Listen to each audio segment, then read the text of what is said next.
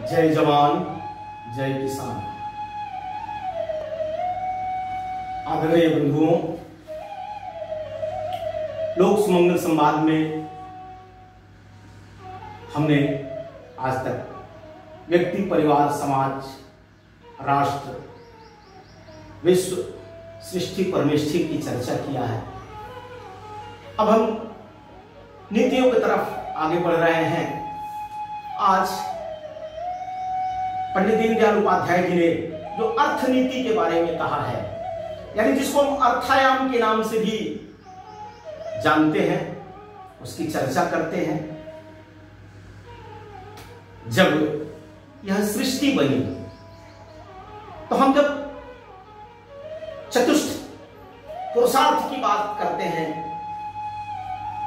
धर्म, अर्थ, काम, मोक्ष की बात जब करते हैं, तो उसमें अर्थ दूसरे स्थान पर आता है।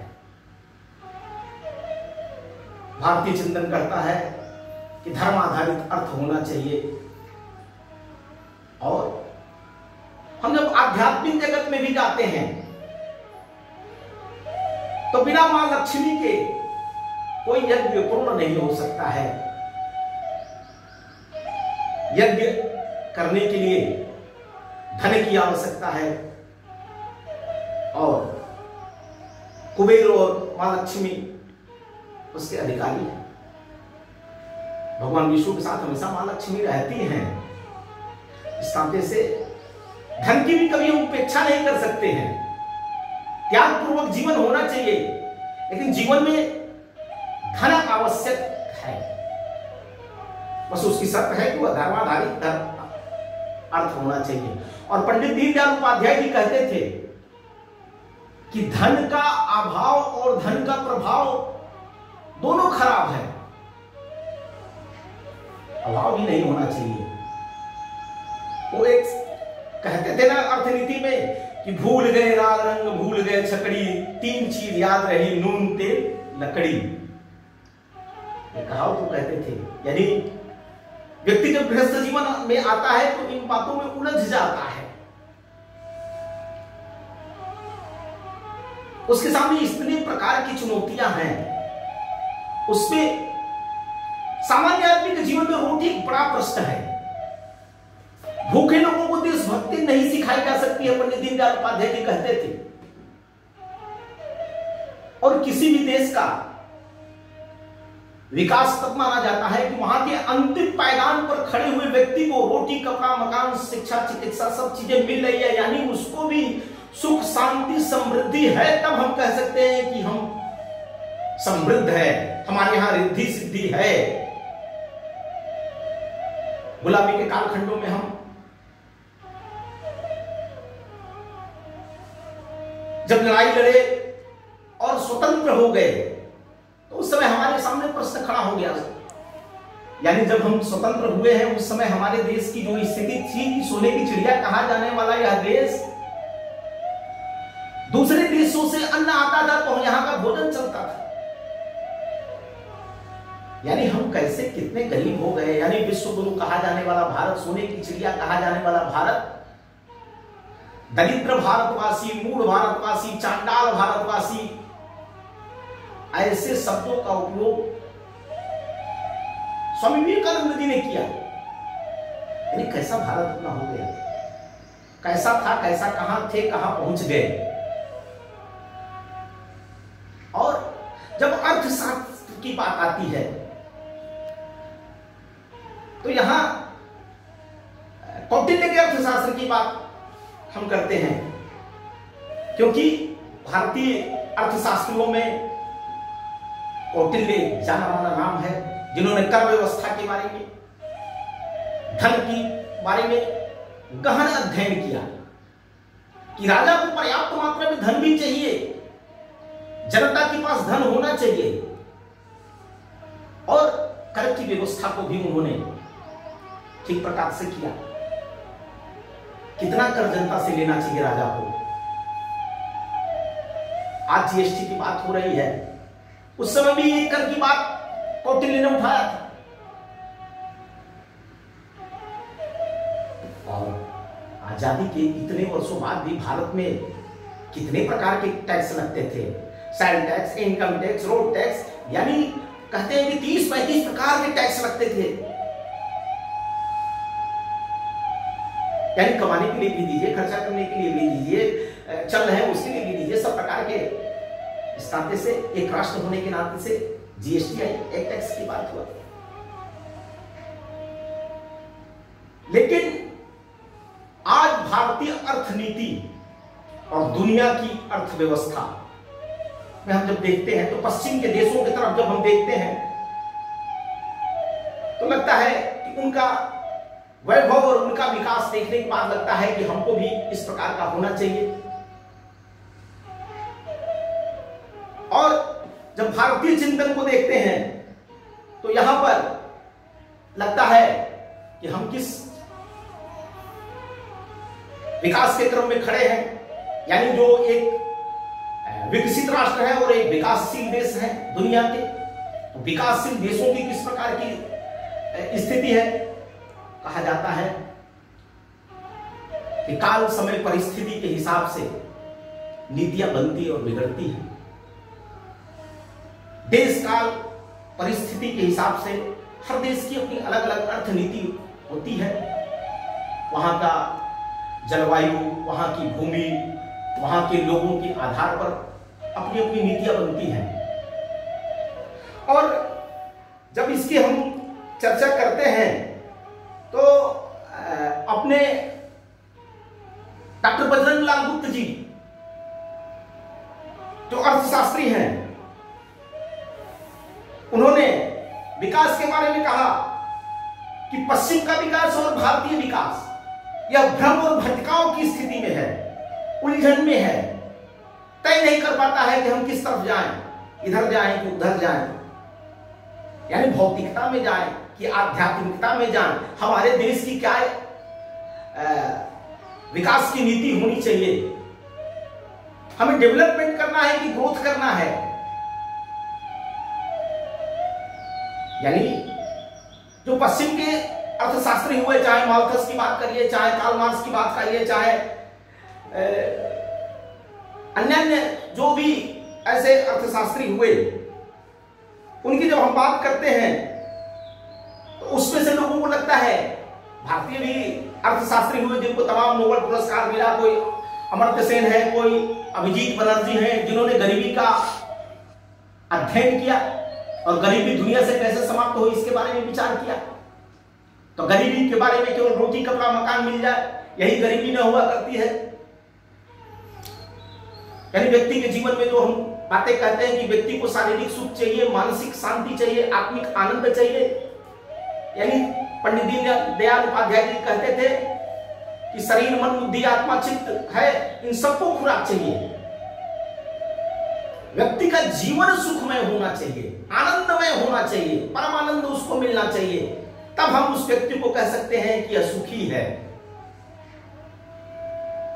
तो पंडित दीनदयाल उपाध्याय जी जब इस आजादी के बाद इस देश के विकास का मॉडल देने लगे, उस समय भी अपने यहां आचार्य विनोबा जी ने सर्वोदय की बात किया, गांधी जी, जयप्रकाश जी ने उस पर चलकर के काम किया, तो दीनदयाल जी ने अंत्योदय की बात किया कि विकास के क्रम में सबसे निचले बिंदु पर खड़े हुए व्यक्ति का जब तक विकास नहीं होता है तब तक हम विकास नहीं मान सकते हैं। यानी वो करोड़ों करोड़ों लोग जिनको रोटी कपड़ा मकान शिक्षा चिकित्सा नहीं मिल रही है, उन तक हमको विकास की किरण पहुंचानी है, या हमारा व्रत है। लक्ष्य अंत्योदय, प्रण अंत्योदय, पथ अंत्योदय की बात पंडित दीनदयाल उपाध्याय जी ने किया और वह अंत्योदय के द्वारा किया। कहते हैं कि दीनदयाल जी, जॉन रस्किन की एक पुस्तक थी अनटू दिस लास्ट, उससे भी प्रेरणा लिया। लेकिन यहां तो दरिद्र नारायण की पूजा करने की बात शुरू से है, प्रारंभ से है। अगर लक्ष्मी नारायण है तो दरिद्र नारायण भी है। यानी भारत की अर्थनीति एक तरह का समृद्धि की हम बात करें तो दरिद्र नारायण से उठ करके लक्ष्मी नारायण तक जाती है। लक्ष्मी नारायण का देश बनाना है, रिद्धि सिद्धि का देश बनाना है, शुभ लाभ का देश बनाना है। हम सर्वे भवन्तु सुखिनः की बात करते हैं। हम हर हाथ को काम, हर खेत को पानी की बात करते हैं। प्रधानमंत्री नरेंद्र मोदी जी ने सॉइल टेस्ट की बात किया कि भूमि की उर्वरा, प्राकृतिक खेती की बात किया, मिश्रित खेती की बात हुई। तो आज हम विकास चाहते हैं तो भौतिकता का केवल विकास, अटल जी कहते थे कि अभी तक केवल भौतिक विकास हुआ है, हम आध्यात्मिक विकास भी चाहते हैं। आजादी के बाद अटल जी ने इस देश में विकास की को जिस प्रकार से गति दिया, यानी स्वर्ण चतुर्भुज की रचना किया, उसकी कल्पना किया, उसको साकार किया, लोगों को आरोग्य मिले, शिक्षा मिले, चिकित्सा मिले, भोजन मिले, यह एक आत्मानुवाद चाहता था। इसकी संकल्पना थी दीनदयाल जी की। गांव के व्यक्ति को गांव में क्या मिले, यानी जब हम ग्राम स्वराज्य की बात करते हैं, जब हम स्वदेशी की बात करते हैं, तो जो गांव में है उसको गांव में काम मिले। आज जिस कौशल विकास की बात हो रही है, गांव में, पूरे गांव में सब प्रकार के लोग रहते थे, नाव भी रहते थे, बढ़ई भी रहते थे, काष्ठ कला का काम करने वाला, मिट्टी के काम करने वाले, सब प्रकार के लोग गांव में रहते थे। और गांव की व्यवस्था गांव के आधार पर चलती थी। शहरीकरण हुआ, गांव को छोड़कर के हम शहरों की तरफ भागे, अपने जड़ मूल से कटे, जिसके कारण से विपत्ति आई। शहरों में जाकर के छोटे छोटे खोलियों में हम अपना जीवन गुजार रहे हैं, संघर्ष कर रहे हैं, उसको हम अच्छा मानते हैं। तो यहां तो कहा गया है कि उत्तम खेती मध्यम वाम की चाकरी भीख निकाल। खेती को हमारे यहां उत्तम माना गया है, लेकिन आज कोई खेती करना नहीं चाहता है। आज कोरोना महामारी में जिस प्रकार की स्थिति है, मैं आपको दो चार ऐसी बातें बताना चाहता हूं। जैसे तमाम बिहार के मजदूर जाकर के या मध्य प्रदेश के मजदूर जाकर के शहरों में काम करते हैं। बिहार की एक सज्जन से हमारी बातचीत हो रही थी, उन्होंने कहा कि भैया ये जो बिहार के जो मजदूर गए थे, मनरेगा के कारण उनकी मजदूरी बढ़ गई, और जब हम लोग अपने खेतों में काम करने के लिए कहते थे तो ये लोग अकड़ में थे, कहते थे हम वहां काम कर लेंगे। तो जहां ऐसे ऊंच नीच की खाई रहे, विषमता की जहां खाई रही, वहां वो स्वाभिमान कहते हैं, वो अहंकार कहते हैं, दोनों के बीच की खाई गजब की है। वो कहते हैं अहंकार के कारण से ये छोड़ करके जाकर शहरों में काम करने लगे। तो आज वो जब लौट करके गांव में आए हैं, तो वहां के जो ऐसे लोग हैं जो सक्षम हैं, जिनके खेतों में वो काम करने के लिए जा सकते हैं, वो कह रहे हैं कि इनके लिए काम नहीं है। जब अच्छे दिन थे तो ये दिल्ली और हरियाणा कमाते थे, दिल्ली बम्बई कमाते थे, जाए वहीं कमाए। यानी इस प्रकार का मन में भाव आ गया है कि अच्छे समय में हमारे साथ नहीं रहे तो ये जाए उधरे, हम बुरे समय में इनका साथ क्यों नहीं। ये भी मानवता नहीं है। हम मानवीय दृष्टिकोण से अगर सोचे तो अपने गांव के हैं, अपने बंधु हैं, अगर वह गांव में काम करने आना चाहते हो तो उनको भी झुकना पड़ेगा, उनको भी दोनों तरफ से हाथ को बढ़ाना पड़ेगा, एक दूसरे के जीवन को उठाना पड़ेगा। यही है एक आत्मानुवाद। दीनदयाल जी कहते थे कि गड्ढे में गिरे हुए व्यक्ति को अगर निकालना है तो ऊपर वाले को हाथ नीचे करने पड़ेगा, नीचे वाले को हाथ ऊपर करना पड़ेगा, फिर दोनों के हाथ मिलेंगे तो वह निकल पाएगा। इस तरह से भारतीय अर्थव्यवस्था को, ग्रामीण अर्थव्यवस्था को अगर इस महामारी के युग में संभालना है तो मानवता का विचार करते हुए, विकास का विचार करते हुए, जो हमारी ग्राम स्वराज्य की संकल्पना है उसका विचार करते हुए, गांव में कौशल का विकास करना पड़ेगा, खेती का विकास करना पड़ेगा, और वैज्ञानिकों के सामने आज चुनौती है, ये बड़े बड़े जो आधुनिक मशीनें बना रहे हैं, हम छोटे किसानों के लिए उपयोगी मशीनें कैसे बनाएं? विज्ञान का और मनुष्यता का तालमेल करना पड़ेगा। आखिर इतने लोगों को रोजगार भी देना है, तो रोजगार सृजन के लिए वैज्ञानिकों को, विद्वानों को आगे आना पड़ेगा कि सबको रोटी, कपड़ा, मकान, रोजगार मिले। ये दीनदयाल जी कहते थे कि हर रात को काम चाहिए, हर खेत को पानी चाहिए, भारत की उपज को बढ़ाना है। तो आज देश के युवाओं के सामने चुनौती है कि सबका समग्र विकास, सम्यक विकास कैसे हो। यानी कोई अमर्त्य सेन जी, कोई बनर्जी जी बात कर रहे हैं गरीबी की,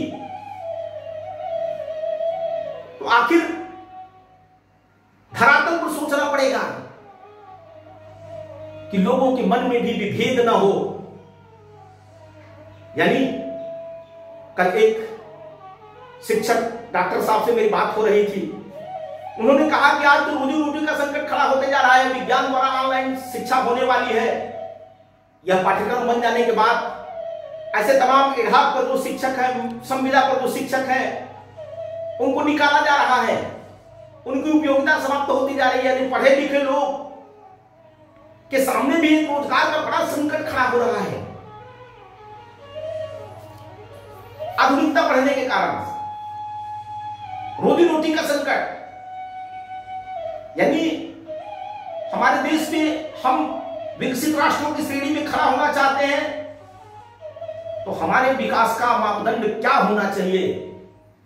तो उसके केंद्र बिंदु में व्यक्ति होना चाहिए, अंत्योदय होना चाहिए, मानवता होनी चाहिए, संवेदनशीलता होनी चाहिए। सबके सुखमय जीवन की हमारी संकल्पना है। यह दीनदयाल जी की सोच थी। मशीनीकरण हो, लेकिन मानवीयता के लिए हो, वैज्ञानिकता आवे, वह लोक कल्याणकारी होनी चाहिए। आज प्रश्न खड़ा हो रहा है कोरोना के बारे में कि लैब में यह उत्पन्न किया गया, एक विशेष रूप से यह युद्ध लड़ा गया, पूरी देश दुनिया की अर्थव्यवस्था को ध्वस्त कर दिया कोरोना ने। तो आखिर विकास में वैज्ञानिकता, भौतिकता कहां तक रहेगी? यह दीनदयाल जी की सोच थी। और आज चुनौती है। हमारे यहां वैदिक अर्थनीति थी जो विश्व शांति के संबंध में बात करती थी, पुरुषार्थ की बात होती थी, धर्म अर्थ काम मोक्ष की बात होती थी। और दीनदयाल जी ने तो एक बड़ी बात कही अर्थनीति के बारे में, वह प्रकृति, विकृति और संस्कृति की बात किया। यानी कमा करके खाना प्रकृति है, छीन करके खाना विकृति है, और कमा करके किसी को खिलाना यह संस्कृति है। यानी यहां दान की संकल्पना थी।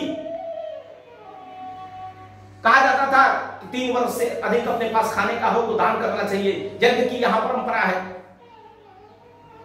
इस नाते से हमको वैभवशाली भारत बनाना है, वैभवशाली दुनिया बनाना है, विश्व का सिरमौर बनना है, तो हम एकात्म मानववाद की, मानवीयता का जो सिद्धांत है, इसको अपना करके अगर आगे चलते हैं, हम सब प्रकार के स्वावलंबन की, ग्राम स्वराज्य की, सह अस्तित्व की यह जो बातें हैं, यह सूत्र रूप में कही जा रही है, इसको अध्ययन करने की आवश्यकता है कि ग्राम स्वराज्य कैसे आएगा, गांव में स्वराज कैसे आएगा, सह अस्तित्व यहां कैसे कायम रहेगा, स्वावलंबन यहां कौशल विकास कैसे होगा। तो सबको भरपेट भोजन, सबको सम्मान,